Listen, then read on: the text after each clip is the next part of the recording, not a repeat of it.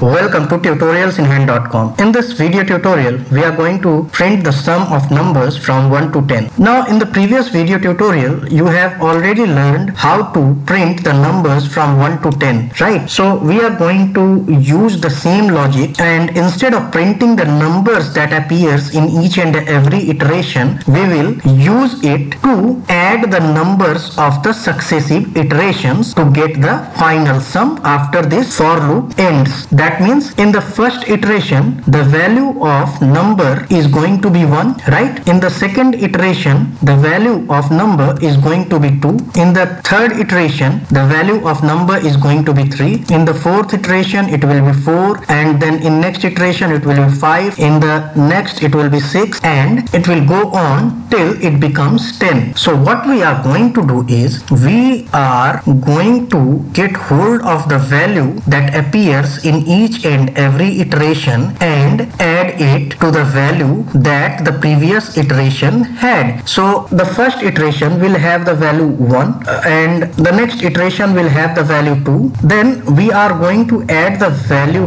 2 to the value of the previous iteration. That is, we will add 2 to 1 and we will have the result as 3, right? And once we get this value, once the 2 iteration is completed, we get the value of sum as 3 and the sum will now contain the value 3, and in the next iteration we will have the value of number as 3 and we will add that number to the sum that we already have got after completing the 2 iterations. So 3 and 3 will get added.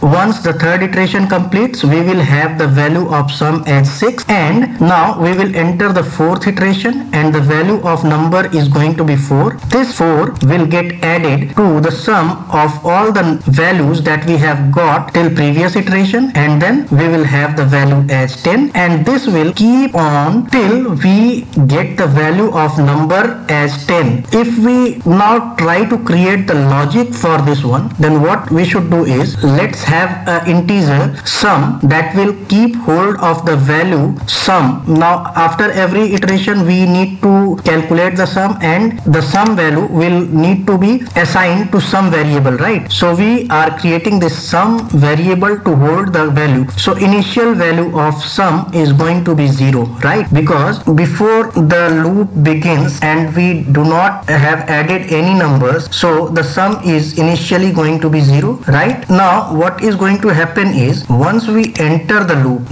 and the number is having some value, what we have to do is, we have to add this number to the sum, right? That is what we have explained previously, isn't it? This number, that is the value that it holds during the iteration, it needs to be added to this sum. So we have number in the iteration. Once the iteration starts, we have the value of this number, that is the first, it will be 1, and now the number is 1. So what we have to do is, we have to add the number to the previous value of sum. Now the previous value is initially 0, so what we have done is, we have added sum plus number. Now this sum plus number, that is 0 plus 1, will become 1. Now this addition needs to be stored somewhere, isn't it? Otherwise it will get lost. When this loop will go into the second iteration, this value is going to get lost. So what we can do is, we can simply have a temporary sum variable that is going to hold this value, and now we need to have the new value of sum as this temporary sum. So what we can do is, we can simply assign temporary sum that we have got to the variable. Now the sum after this loop ends, after the first iteration ends, the value of sum will now change from 0 to 1, right? And this will happen for each and every iteration. Now the new value of sum will be 1 after the first iteration. So let's have it here in the comment. Now after first iteration, the value of sum becomes 1. Now in the second iteration, the value of number is going to be 2, right? And 2 will be less than equals to 10, so it will enter the loop. Now what we are going to do is, we are going to have the value of sum as 1 and the value of number is going to be 2, 2 in the second iteration. So this is going to be 1 plus 2, and we will have this 1 plus 2 as a result 3, and this 3 is going to now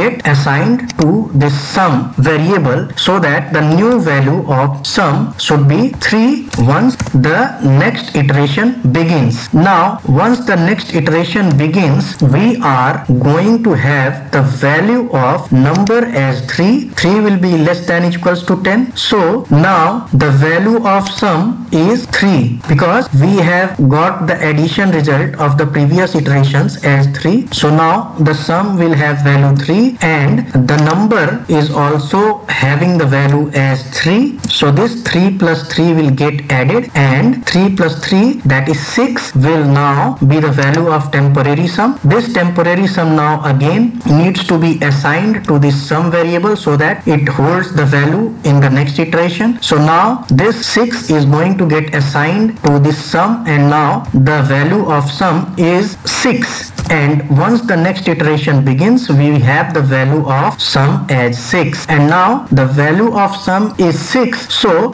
in the next iteration, the value of number becomes 4. 4 is less than equals to 10. So we enter the loop, and now the value of sum is 6 and the value of number is 4. So sum is 6 and number is 4. So 6 plus 4 will get added, and then we will get the result as 10. This 10 is going to get assigned to this sum, right? So that now in the next iteration also the value of sum is retained, and in the next iteration now we are going to have the value of number as 5. So now the sum, that is 10, plus the number, that is 5, is going to get added, and we are going to have it as 15. And now this 15 needs to be assigned to sum again to retain the value in the next iteration. Again, this will keep on executing, and the sum will keep on getting assigned till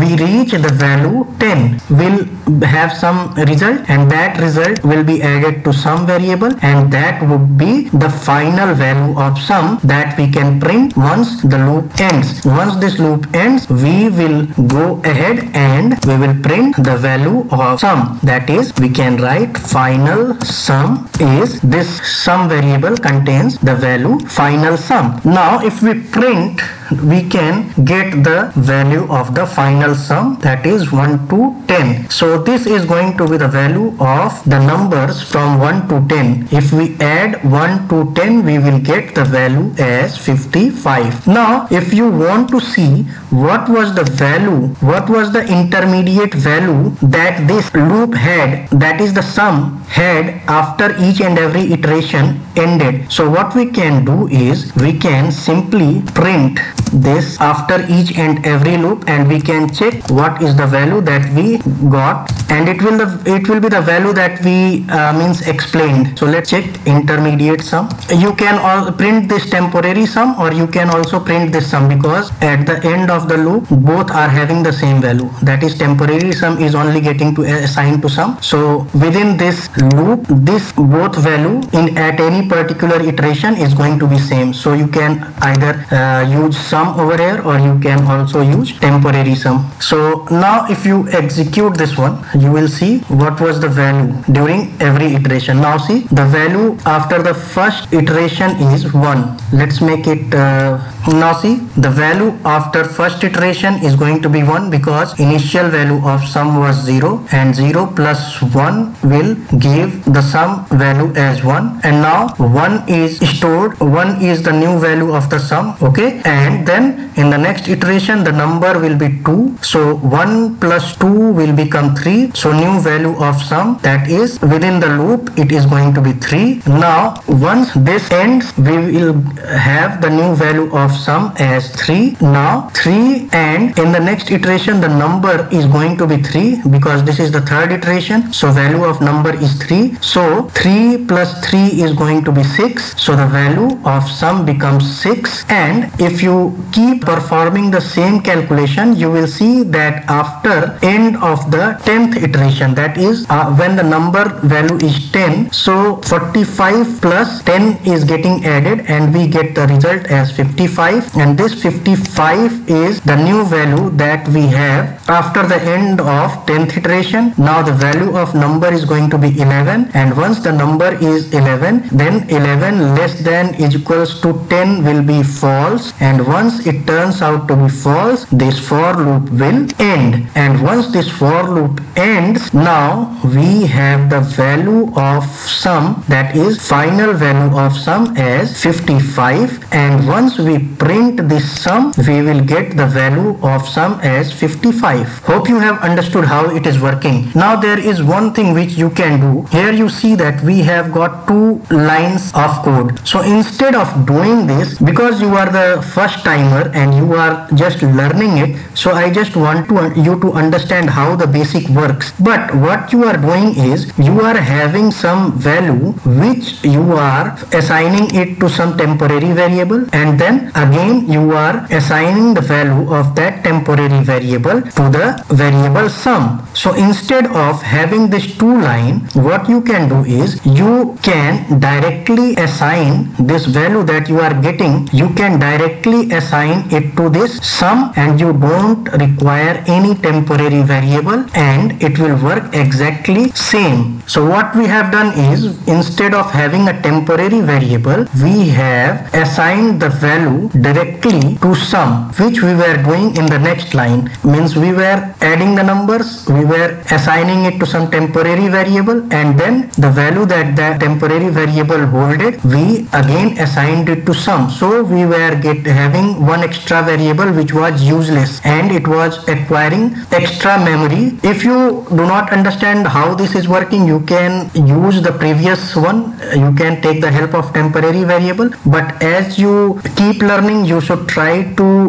write the programs in this fashion instead of having one temporary variable which becomes useless and is of no use. And there is one more catch at this place. Suppose someone may say that you have to write the sum from 1 to certain range, or suppose 100 to 200, right? So what you can do is you can simply start from 100 and you can run this loop to till 200. So you can do this, or what you can do is you can simply write in start number is equals to 100. So you can have the start number from where you need to start, and you can have end number till where you want to print as 200. And now what you can do is you can have this start number assigned over here. So this number will start from start number, that is it will start from 100, and it will run till end number, that is 200. So both way is fine. Means it's not necessary that you should use this start number and end number variable, but since this is beginning and you are learning, so you can use this to understand how this will work. So you have start number, you have end number, you can assign this value 100 and 200 to it, and then you can have the number starting from start number, that is 100, and it will run till end number, that is 200. But again what is happening is you are having extra variable, 2 extra variables, which will again take some extra memory. So instead of doing this, you can simply replace this start number with 100 and end number with 200, and you can have the sum printed from the range 100 to 200, and this will not be required then. Now it is up to you how you are going to write the sum. I have explained the logic. You can now play around and print the sum for different ranges. Now let's run it once again and see what we are getting. So now this is printing the sum from 100 to 200. Hope you have enjoyed this video tutorial, and we request you to please like and subscribe to help us motivate.